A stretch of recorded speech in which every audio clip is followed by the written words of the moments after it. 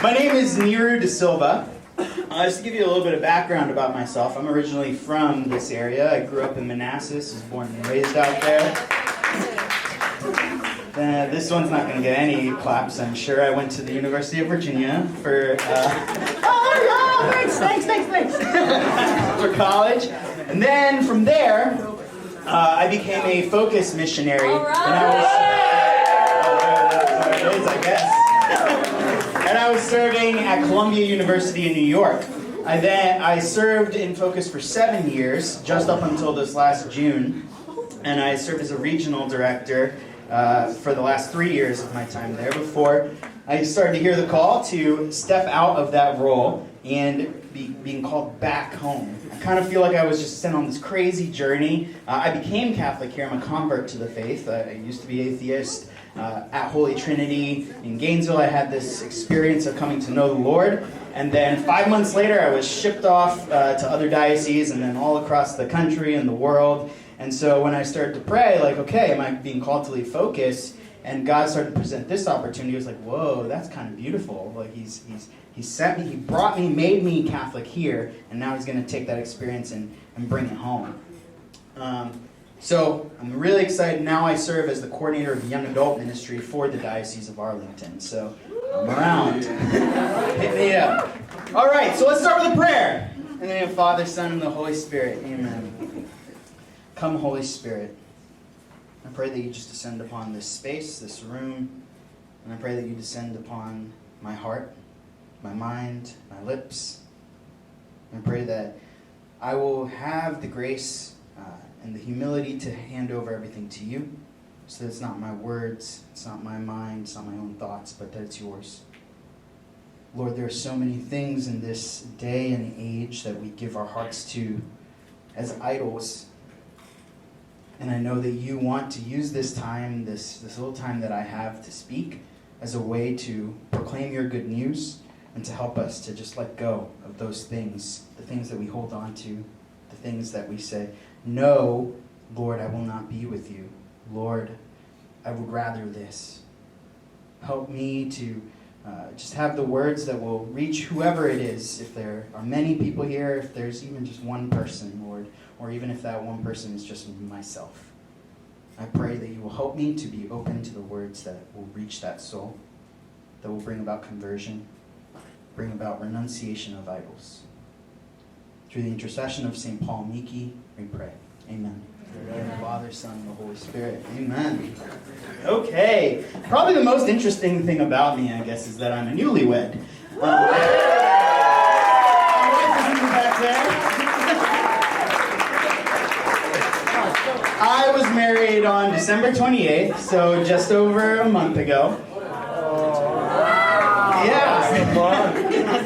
And, you're supposed to catch the audience's attention in the first few minutes of a talk here. And Sarah was a missionary at Penn last year, and I don't think anything caught students' attention more than sharing the story of the proposal. Like, just the number of people that came to her. So if you don't mind, I would like to share the story of the proposal. And I'm sure all the girls in this room right now are like, forget the idols. Yeah, let's hear the story. I don't even care what was happening. The guys are probably more like, I came here to talk about idols. As long as you get to the point, make it quick, buddy. So I will try to do both. I believe that this story really will get to the point of what I want to communicate about our attachment to idols. So it was December 2019 that I discerned that, yes, I wanted to marry Sarah. And prayer really led both of us. I'm not going to go into the whole story leading up to that, but prayer led both of us to talking like, if we're going to get married, we probably want to get married on the Feast of the Holy Family, which is December, the last Sunday in December, or after Christmas. And so I knew that much. And I come into the end of January, and I'm just like, God, if you want to get married on the Feast of the Holy Family, when do you want me to propose? And I'm just like seeking more clarity, and I'm like, well, let me pull up the feast days. I'm looking for anything that has a connection. And poof, up pops St. Joseph, husband of Mary. And I was like, well, that's kind of clear, right? Husband of Mary, get married on the Feast of the Holy Family. And I'm like, so when is that? And it was like 6 weeks away. And I didn't really know much of anything about getting married. It had all kind of been this idea to me. I didn't have a ring, I didn't have a plan, I hadn't asked her father for her hand in marriage, and I was like, God, if 6 weeks, like, am I going to do all of that? Do I have the money for a ring? I don't know, I saved a little bit, but I really hadn't done too much. But I was like, God, I don't know if this is possible, but I trust you, and if this is really the path you want me to go down, it's a little bit difficult, and I know that you'll open the doors. And so that was kind of me offering it to the Lord, and I began moving. So I set up a time to talk to her dad. I began to go look at rings. I set up an appointment with her family jeweler in her hometown. And I started to create this document of how I wanted to propose. I'm a little bit type A. I pulled up this Google document and I had this section. It was like vision for how you want to propose. So cool. Yeah, we were all about that vision. Vision. So it was vision for how you want to propose. And my idea behind it was I wanted her, Sarah and I really started to get to know each other by doing praise and worship music together at Columbia University. Her sister's a beautiful singer, and I wanted our friend who played guitar with us and her sister to play the song Garden by Matt Maher as we entered her home parish. And I wanted to walk halfway down the aisle, finish the other half later, walk halfway down the aisle in front of our friends and family, holding, this concept of garden had always been really important to us. I had told her I loved her in a garden in Brooklyn, and we had always kind of been reflecting on the garden story in Genesis. And I wanted our friends to almost be this garden leading up to the middle of the aisle, in which I would get down on one knee with my family and her family there, and I could say, will you marry me? And so, cool idea, and I wasn't sure if I was going to be able to do it. So I started asking questions. I asked her sister. She lived in Richmond at the time. I was like, I'm thinking the 18th, but I don't know. I don't even have a ring. I haven't asked your dad, but if we got proposed, engaged on the 18th, could you come? She's like, no, I'm sorry, I'm in this community, really involved, can't do that. I'm like, oh, crap, well, the doors are closing, sorry, Sarah. Next day, I get a call from Rebecca, her sister, and she's like, actually, we're going to be in Baltimore the day before, and Philly's an hour and a half away. I can be there. Okay. I start going, looking at rings, get an idea, go to the family, I go to her dad, ask for her hand in marriage, and I'm like, oh my God, I'm just worried. This is very scary, guys. It's not even that scary, but just thinking about it is so scary. I was so scared. I went, and it was so easy. I didn't even finish saying, can I have your daughter's hand? And he's like, welcome to the family. I was like, okay. I go to the family jeweler, and this is the real clincher, right? Because I have no idea what the timeline is. People have told me it can take up to 3 months to get the right ring shipped once you figure out what you want. And so I was like, I have 3 weeks at this point to get this. So I just say, I'm like, this is what I think that I want. I'm not really sure, and I don't know if you can get it. She's like, when do you need it? And I'm like, in a few days. She's like, when do you need it? It's the 18th. I'll have it to you in 3 days. And I was like, okay. Well, I guess we're going to move forward with this. Next plan was home parish. Her home parish in just outside of Philadelphia. She has a deacon friend, a friend of their family, who works at the parish. And Monday nights, this was going to be a Monday night. It's usually our date night. And I'm thinking, if I can get Deacon Clay to invite Sarah to give a talk at her home parish on Monday night, she's probably going to come and invite me and ask to bring me to this event, this talk. And so that's what I do. I conspire with the deacon. Invite Sarah to a talk. He comes up with this great idea. He's like, I want to invite you, Sarah, to this thing that's going to build up the family. We're bringing a bunch of families together and young people to revitalize the church. And Sarah's like, of course I want to do that. So then a few days later, she's inviting me. She's like, Niru, I know this is date night, but Deacon Clay invited me to this, and I think it would be so great if we got to go. And I'm like, it's date night, honey. Are you sure? She's like, yeah, I know, it's such a sacrifice, but I'm like, okay.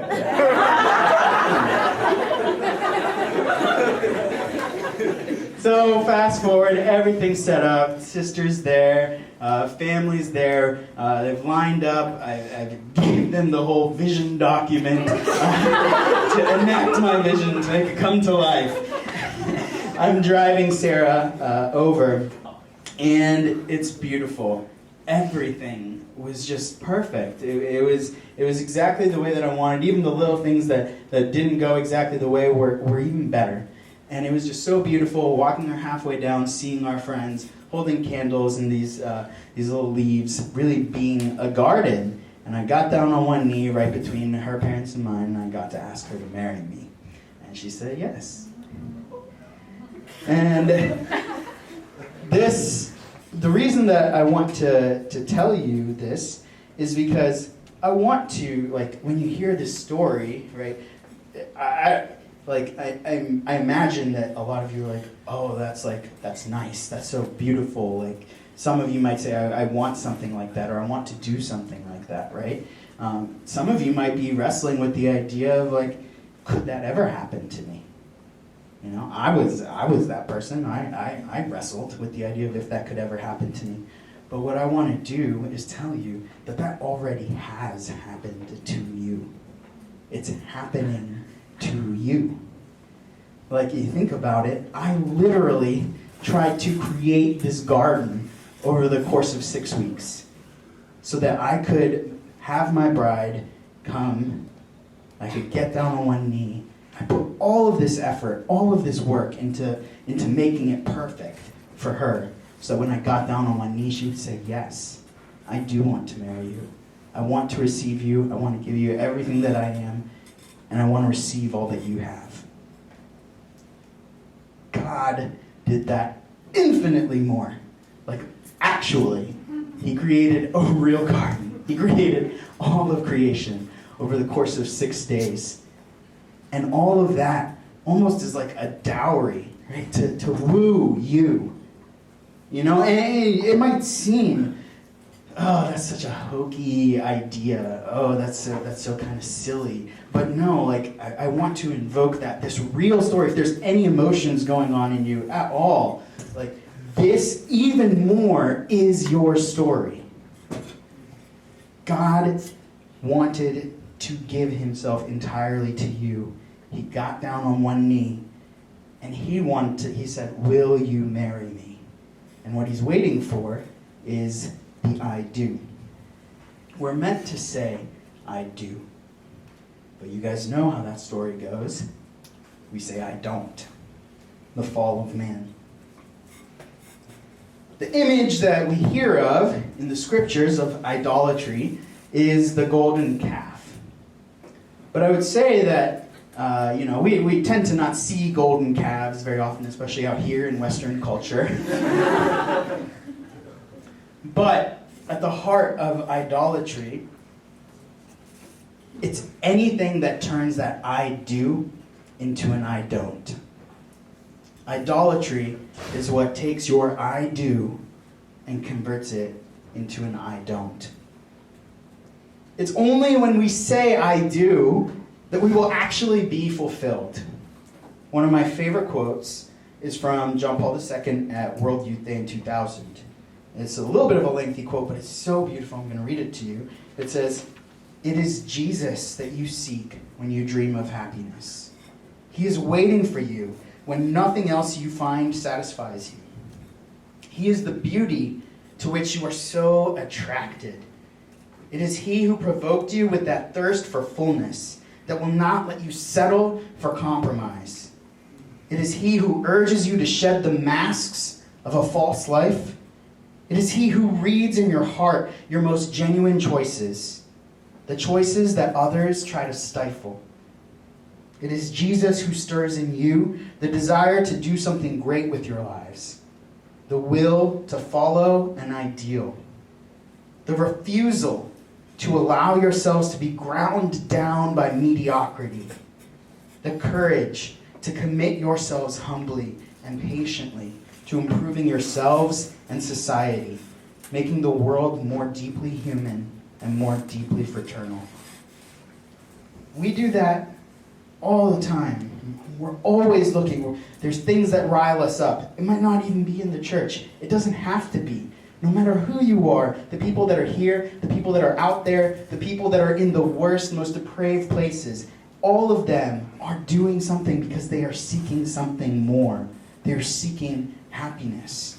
This is what Aristotle says, right? He says that every act that we do, no matter what it is, we are looking for some sort of happiness. We are looking for fulfillment. And what John Paul II says is that all of these things are directed to the end of Jesus. And we can keep chasing those things for the end of themselves, whatever that is, for our grades, for that boyfriend or girlfriend, or for family approval, making money, whatever it is. We can chase those things. But until we start to look beyond those things, we're never really going to be fulfilled. What Sarah and I tell each other, even in our marriage, is don't look to me, I'm just a shadow. I'm just a shadow. Because what is a shadow? It's the image of the real thing. It's still, and what you're supposed to do when you see a shadow is look up and see the real thing, right? It should be a testament to what the real thing is. And so yes, we have all of these shadows in the world. But I would say that idolatry is when we just get satisfied, when we almost cling to that shadow. And we say, this is all I want to look at. This is amazing. Without this shadow, I can't do anything. But no, what God wants us to do is let go and start to look up. Start to look up at the real source of the love that we're receiving. At the real source of the things that we want, of everything that John Paul II was saying here. That call to be greater, that call to be courageous, to let go of the things of this world. So, how do we know these idols? How do we know these shadows? I propose that we have to start by looking at the real thing. I think it has been revealed. We can see in the scriptures, we know that Jesus is the real thing. So then, how can we know when we start to look at that, then we can know, oh, this isn't quite right. This is contraband. This is manufactured. This is what's holding me into looking at these things that that are intangible. The real thing, the way that I like to do it is kind of go through an idol inventory for my life. And the two ways that I kind of break up my idol inventory is that I know that the real thing means my I do is to be a disciple, right? When God says, will you marry me? Will you step in? Will you live out the divine life? Will you marry me? He's saying, will you be a disciple? So the questions that I ask myself as I'm trying to contemplate, well, what are my idols here? Do I pray as often or as fervently as I should? If not, why not? That reason, why not? That's my idol. Do I live the virtues? Why not? How do I fill my time? This you can actually even do pretty easily. Pull out your Google Calendar if you're me. See your schedule. How are you dividing your time? What are the things that take it up? Check your phone unlocks, right? That's something that always kind of scares me a little bit when I take it out. How many times have I 7,500 times today? It's kind of crazy. Maybe some of you are a lot holier than me and you've really renounced your idols, but it always shocks me, just the number of times that I picked out my phone and unlocked it. Or screen time, right? All of these are things that actually take up our time. And this isn't meant to like be like, all these things are evil, or you're spending all of your time wrong. It's just meant to be a diagnostic, right? Look at these things to kind of see, where are you right now? How much of your time is going to things that are just shadows versus the real thing? Your mind. How do you fill your mind? And the music, the movies that you're intaking. There's just been so many times when I can't even remember if I've seen a movie. You know, I go and I'm like, did I see that? I don't know. And then I have to start the movie, and then like halfway through, I'm like, oh yeah, I definitely saw this. You know, like, how many like song lyrics or movie quotes do I have versus like how much am I able to like share the good news, whether it's the scripture or, you know, those questions that I say, like, I don't want to evangelize because I don't know enough. I don't have the apologetics background. I don't have the degree. I can't go and share charity, right? But I can tell you all about what happened in Boy Meets World. Which season? Pick it. Pick an episode. Pick the timestamp. I'll tell you. Season 3, episode 30. So, be a disciple. The other I do is not just be a disciple, right? Not just focused on yourself, how you live the virtues, how you pray, how you fill your mind. But how are you a missionary disciple? That's the other part, is we don't just focus on ourselves. We have to focus on sharing that love doesn't just get poured into this bucket, right? Infinite love isn't contained like that. That's the story of creation. Love, infinite love, overflows. And if what kind of bucket are we? Are we one that's just, you know, letting it all be dumped into us, or are we one that's allowing things to overflow? So how can we be a missionary disciple? This is very helpful for me to think about. What stops me from bringing Christ to others? I like to think about it in different levels. Why don't I want to bring Christ to the stranger? You know, we did this thing with young adult ministry last week where we went out in groups and we just went into Alexandria and we tried to just ask strangers to have lunch with us and listen. Just try to listen to them. Hear, like, where are you coming from? What's your background? What moves you? What moves your heart? And I was so scared. It was my idea, but I was so scared.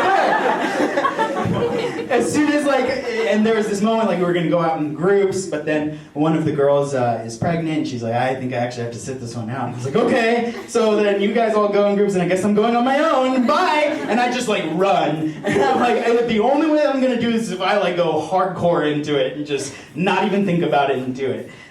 But there's so many, it's just, the reason I have to do this is because my head is just spinning of all of the ways, all of the things that I have to hold on to, what I think this conversation is going to happen. What is this person going to believe? What are they going to think politically, ideologically, religiously? All of these things. Why don't I want to bring Christ to the stranger? Now, I've done that a few times, and I've found that although it seems like that's the hardest thing, it's actually harder the deeper it goes. My friends. Why don't I want to share Christ with my friends, my coworkers, my acquaintances? Why is that? That's my idol. My family. Why don't I want to share Christ with my family? That's my idol. And then my enemies. You know, it almost sounds like an archaic word. I feel like you should judge me just for saying I have enemies. Slay them. But really, those people that are hard for us to get along with. You know, when I was a missionary, there was one point when I was in Bible study, and I was like, oh my gosh, heaven is the place where I have to see the people that I don't want to see in heaven at all. Or that I might say, there's no way you could ever be in heaven. And I have to be able to see them in heaven and not just be like, all right, well, you stay over there and I'll stay over here. And, but to be like, oh my gosh, it is so good that you are here. Just as the father in the story of the prodigal son runs to his son and says, wow, it is amazing that you have returned. Am I willing? Is there anyone in my life that I'm not willing to say yes? If I see you in heaven, when I see you in heaven, I am ready to go and greet you with enthusiasm and open arms. Whatever's stopping me from that, that's my idol.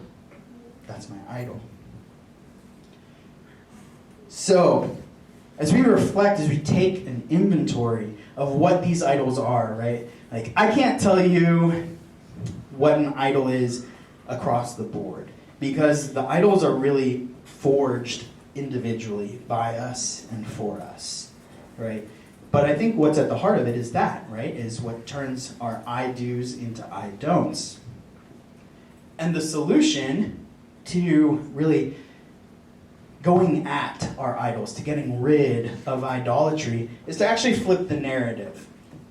Is to, rather than going from I do to I don't, is looking at those idols straight on and say, I don't. I do. I don't. I do. To look up, see the real thing, and say I do. And this can be really hard, because all of our idols are just all over the place. You know, there's idols that I didn't even realize that I had. Like a couple of years ago, I did Exodus 90 really badly. I was not really good at Exodus 90. But one of the things that it revealed to me was just like how attached I was to music. Like every time I got in my car, I just got in and just like by nature like turned it on. And I could not be in a car on my own in silence. And just like being 90 days without that, I just like found that coming out of it, it's still something that I do. It's just so easy to be like, nah, I don't need this. This is time that I can actually spend thinking about God, bringing my day to Him, offering the things that I'm concerned about, and trying to hear Him. And it also stops me from getting angry at those other idiots on the street. And if we want to strengthen this, we have to learn to say, I don't. If we want to start to reject idols, even in the smallest ways, right? Like if you just say, like, okay, I'm really struggling with this. This is like my big idol.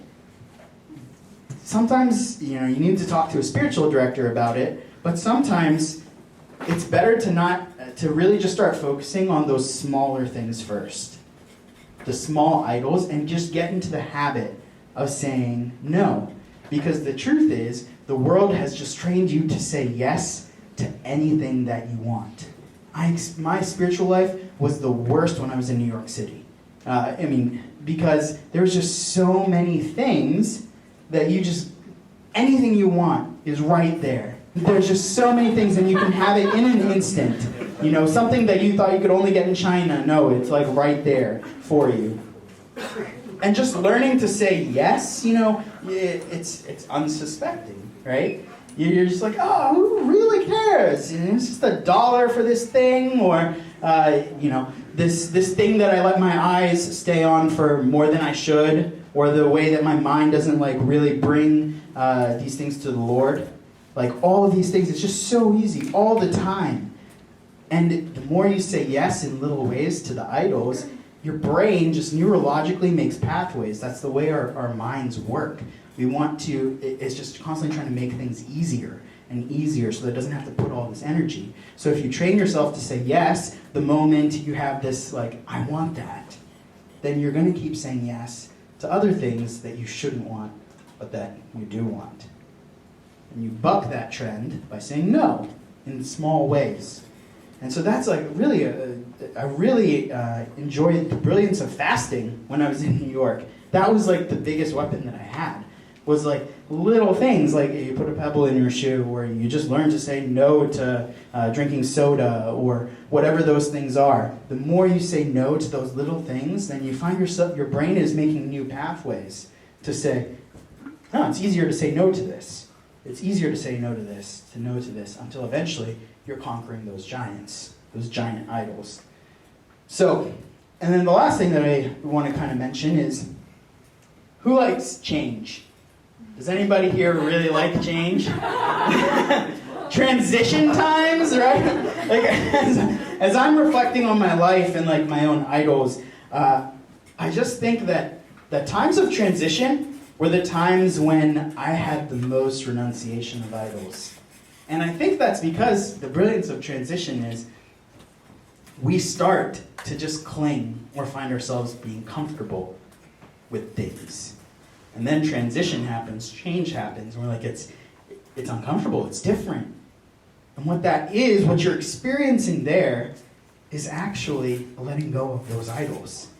It was so hard for me to leave New York City. I loved it. I wanted it so badly. But then, as I was discerning, like, well, where am I supposed to go? Like, I can stay in New York City and try to find another job. I knew that I was not called to stay and focus in New York. And I rather than saying like, God, I just want to be in New York. I think it would be amazing. I know I can do it. I would start to ask, well, God, what do you want? And as I prayed that, it started to be like, what you really want, Niru, is to continue to walk towards your vocation. You want to continue to discern marriage with Sarah. You want to continue to grow. You want to continue to let go of things. And your heart is very much in New York. I don't need you there. What I need you to do is let go. And I was like, oh. New York is my idol. Okay. I do, but I don't. And I do choose this. And I continue to move. I moved to Philadelphia as a regional director.